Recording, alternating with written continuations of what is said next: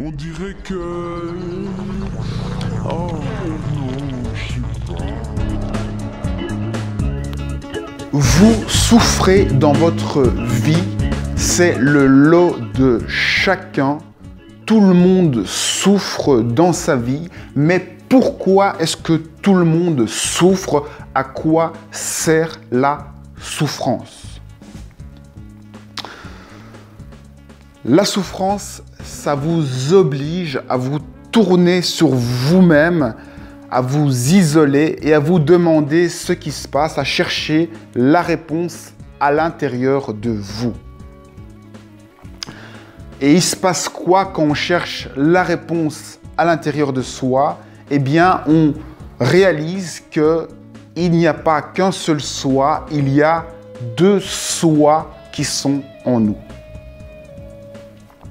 Vous remarquez souvent, et systématiquement d'ailleurs, que les petits-enfants de 5-6 ans, lorsqu'ils parlent, ils répètent simplement ce que leurs parents disent, ils reprennent des expressions toutes faites et ça nous fait rire parce qu'on a bien compris que c'était juste des répétitions et que ça ne venait pas d'eux-mêmes.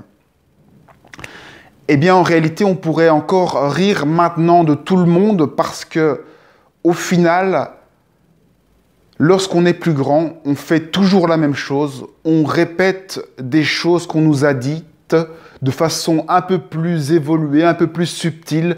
On répète tout ce que les médias nous ont dit, la société nous dit. Et finalement, on se crée un personnage comme ça avec toutes nos pensées qu'on a eues depuis qu'on est petit. On a nos premières pensées. Ah, ça c'est mon papa, ça c'est ma maman, je m'appelle comme ci, comme ça. Je vis ici, je sers à ça, je vais faire ça, je vais par là. On s'est créé depuis tout petit avec nos pensées un personnage, une personnalité.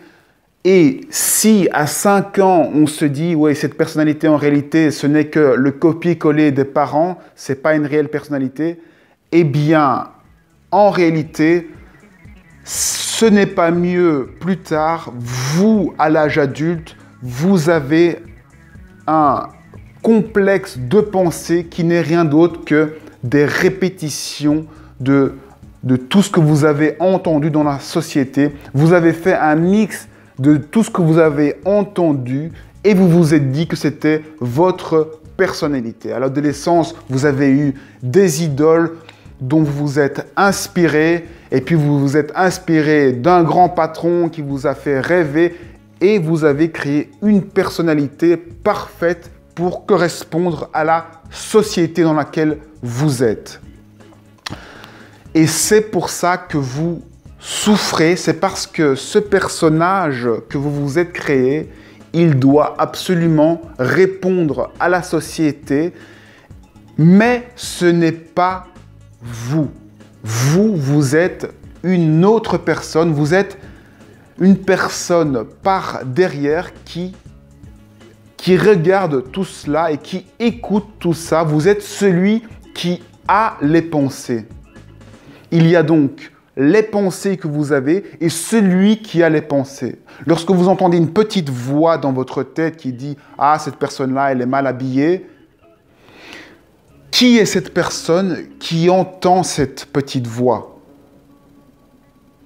En réalité, cette personne qui entend cette petite voix, c'est vous, c'est qui vous êtes réellement, une personne beaucoup plus sage, beaucoup plus grande.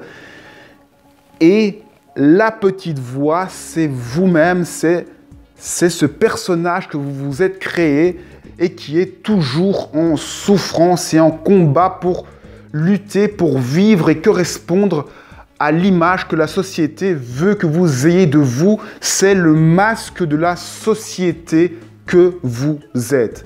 Derrière ce masque de la société, il y a vous sans tous ces truchements, sans toutes ces tricheries pour correspondre à la société et se défaire de tout ça c'est l'ego, c'est l'image que vous vous êtes créée de vous-même. Lorsque vous prenez une distance avec tout ça, lorsque vous voyez qu'il y a une personne derrière tout ça qui est sage, qui est sereine, qui ne souffre pas. Eh bien, c'est ça, se libérer de la souffrance. C'est réaliser que vous n'êtes pas ce personnage de souffrance qui répond aux stimuli de la société.